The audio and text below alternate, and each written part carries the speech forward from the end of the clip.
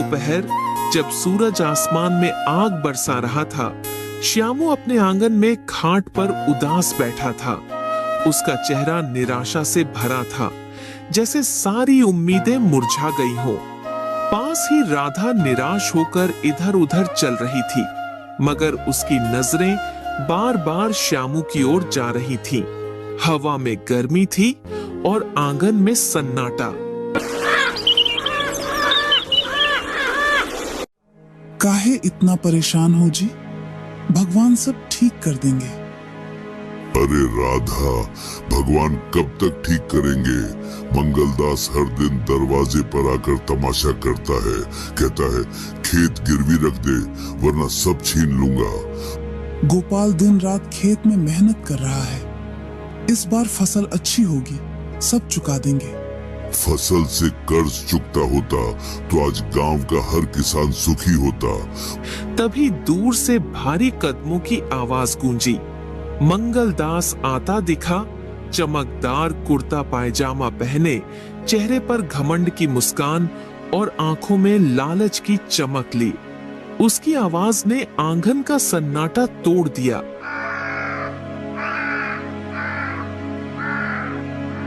अरे श्यामू, कहाँ छुपा है रे? मंगलदास जी प्रणाम। प्रणाम छोड़, मेरा पैसा कहाँ है? कब से कह रहा हूँ कर्ज चुकता कर, नहीं तो खेत मेरे नाम कर दे। थोड़ा वक्त और दे दीजिए, इस बार सूखे ने फसल बर्बाद कर दी, अगली फसल से सब चुका दूंगा। अगली फसल, अगली फसल, सुनते सुनते मेरे कान पक गए। सुन ले, अगर अगले महीने तक पैसा नहीं मिला तो तेरे खेत पर मेरा कब्जा होगा। पास ही कुछ गांव वाले जो चौपाल से लौट रहे थे, रुककर तमाशा देखने लगे। श्यामू शर्मिंदगी से सिर झुकाए खड़ा रहा। तभी घर के अंदर से गोपाल निकला। लंबा चौड़ा मजबूत कंधों वाला नौजवान, माथे पर खेत का पसीना चमक रहा था। उसकी आंखों में जिद थी और चेहरे पर हौसला।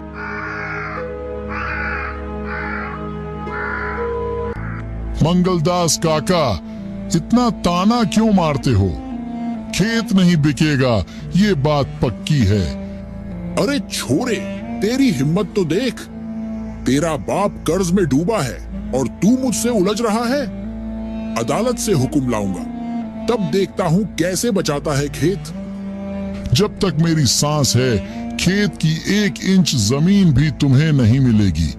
मैं पसीना बहाऊंगा, खून बहाऊंगा, मगर खेत नहीं दूंगा।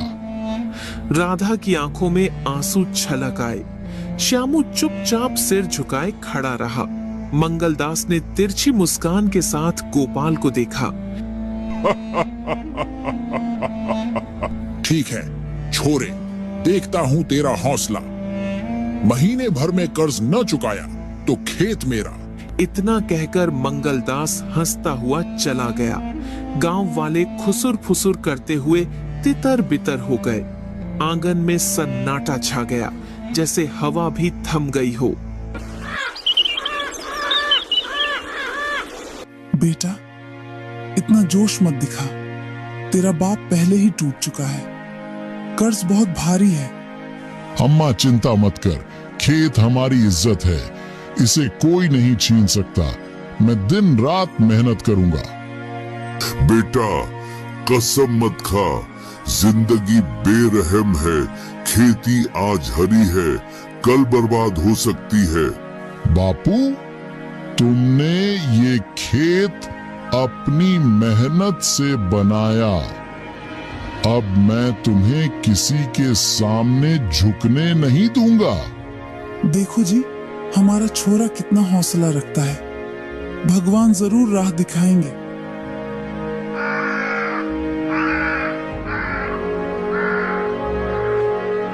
उस रात घर में सन्नाटा पसरा रहा। गोपाल आंगन में खाट पर लेटा करवटें बदलता रहा। मंगलदास की बात उसके कानों में गूंज रही थी। अदालत से हुक्म लाऊंगा। उसने तारों भरे आसमान की ओर देखा। मंगलदास, मैं दिखाऊंगा कि मेहनत क्या होती है। ये खेत मेरी माँ है, इसे कोई नहीं छीन सकता।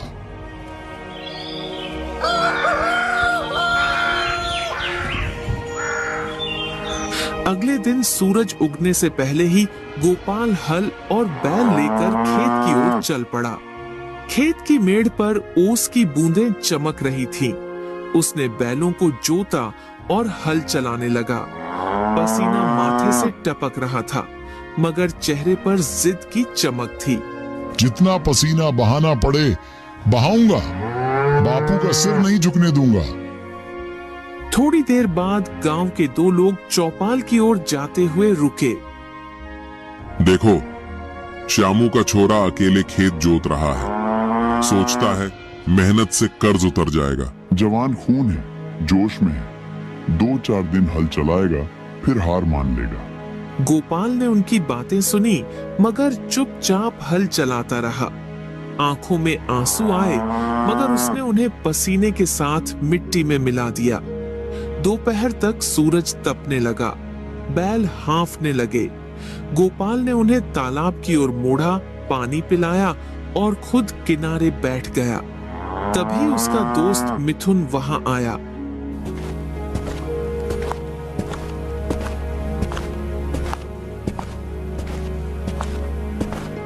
अरे गोपाल, तू पागल हो गया है। सवेरे से हल चला रहा है, थोड़ा आराम कर ले।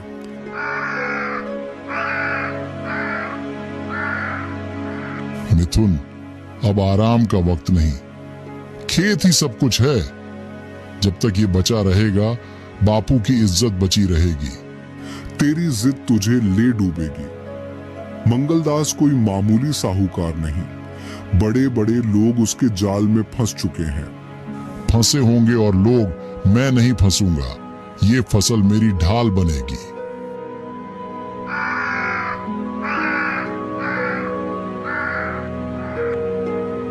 शाम को गोपाल मिट्टी और पसीने से सना घर लौटा। राधा दरवाजे पर खड़ी थी।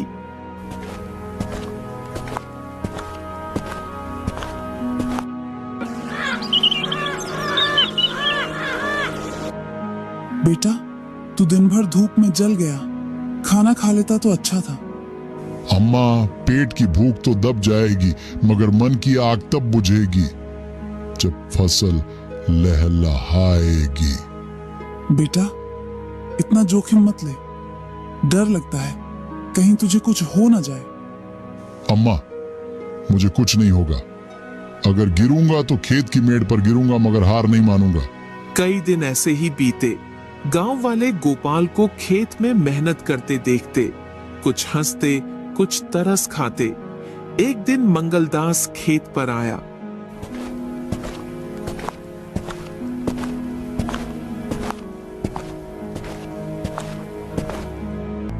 अरे गोपाल, बड़ा जोर लगा रहा है। सोचता है ये मिट्टी तुझे पैसा देगी, मगर सुन, ब्याज बढ़ता जा रहा है। फसल होगी भी तो आधी मेरे पास आएगी। मंगलदास काका, पैसा आपका है, मगर मेहनत मेरी है। खेत मेरा है। जब तक मैं जिंदा हूं, इसे कोई नहीं छीन सकता। देखता हूं छोरे, महीने भर बाद तेरे खेत पर मेरा हल चलेगा। मंगलदास चला गया। गोपाल ने हल फिर से थाम लिया।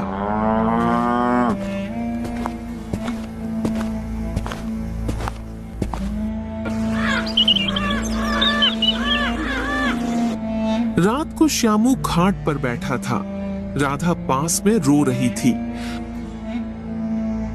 मुझे डर लगता है हमारा छोरा पागल हो गया है। खेत उसका सहारा बनेगा या जाल?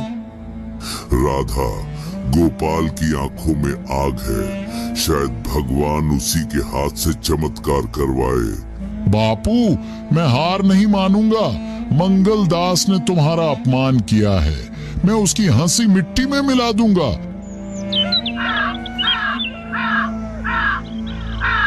अगले दिन गोपाल ने और मेहनत शुरू की। सुबह सूरज उगने से पहले खेत जोतना, पानी देना, मेड़ ठीक करना, सब अकेले। गांव वाले अब तानों से ज्यादा हैरान होने लगे। एक शाम मिथुन फिर खेत पर आया।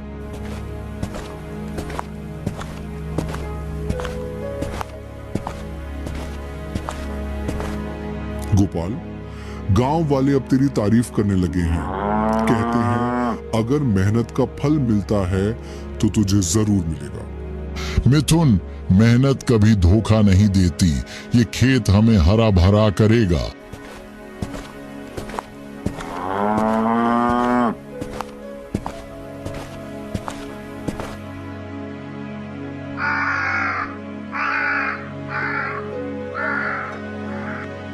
रात को राधा ने गोपाल को खाना परोसा। बेटा, भगवान तेरा साथ दे। तूने खेत की कसम खाई है, अब हम सब तेरे साथ हैं। अम्मा, बस यही हौसला चाहिए। ये खेत लहलहाएगा और बापू का सिर ऊंचा होगा। श्यामू पास बैठे सुन रहे थे। उनके दिल में उम्मीद की किरण जागी। एक दिन चौपाल पर पंचायत लगी। मंगलदास ने सरपंच से कहा, श्यामू का कर्ज सिर चढ़ गया, या तो पैसा दे या खेत मेरे नाम करे। श्यामू सिर झुकाए खड़ा था। राधा की आंखों में आंसू थे। खेत हमारा है। जब तक मेरी सांस है कोई इसे छीन नहीं सकता। छोरे, तू बहुत बहादुरी दिखा रहा है। कहता है खुद को बेच देगा मगर खेत नहीं देगा। हाँ, बेच दूंगा मगर खेत नहीं दूंगा। ये मेरी माँ है। चौपाल में सन्नाटा छा गया। सब गोपाल को हैरानी से देखने लगे।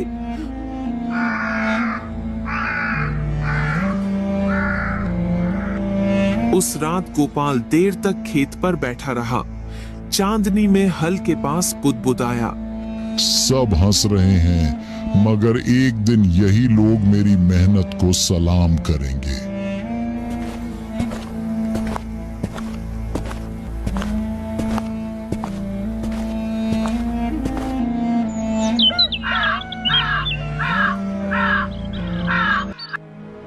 अगले दिन फिर वही मेहनत, मगर थकान बढ़ गई थी। एक दोपहर गोपाल खेत की मेड़ पर गिर पड़ा। सांसें तेज, हाथ कांप रहे थे। राधा वहां पहुंची। बेटा उठ, कर्ज भारी है मगर तू अपनी जान मत गंवा। अम्मा, मैं हार नहीं मानूंगा। अगर गिरूंगा तो खेत पर ही गिरूंगा।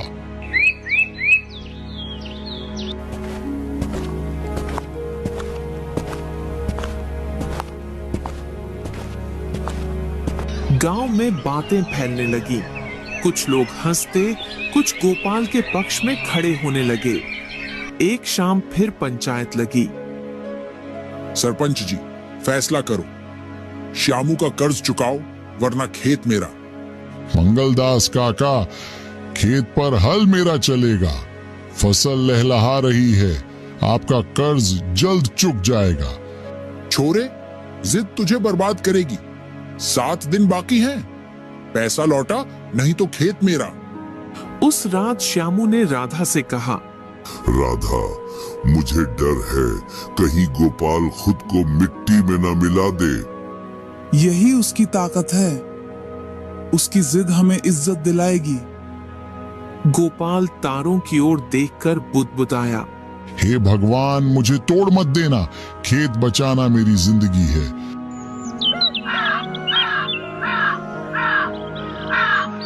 अगले दिन गोपाल खेत पर खड़ा हरियाली देख रहा था।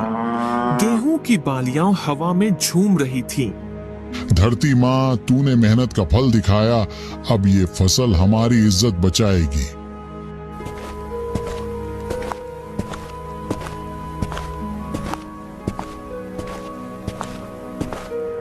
गोपाल, तेरे खेत की रंगत बदल गई। गांव वाले अब तेरी तारीफ कर रहे हैं।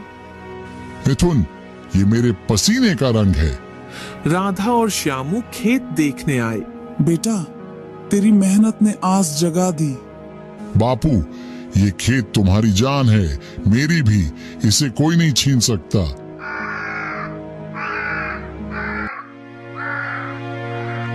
फसल कटाई शुरू हुई।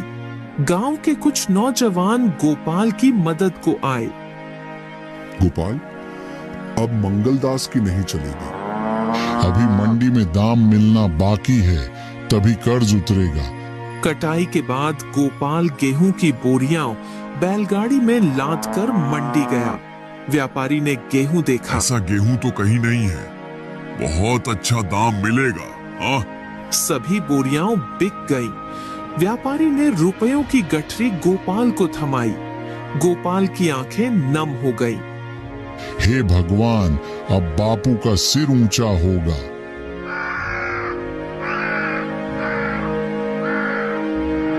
शाम को चौपाल पर पंचायत लगी। सरपंच जी, मोहलत खत्म, खेत मेरा।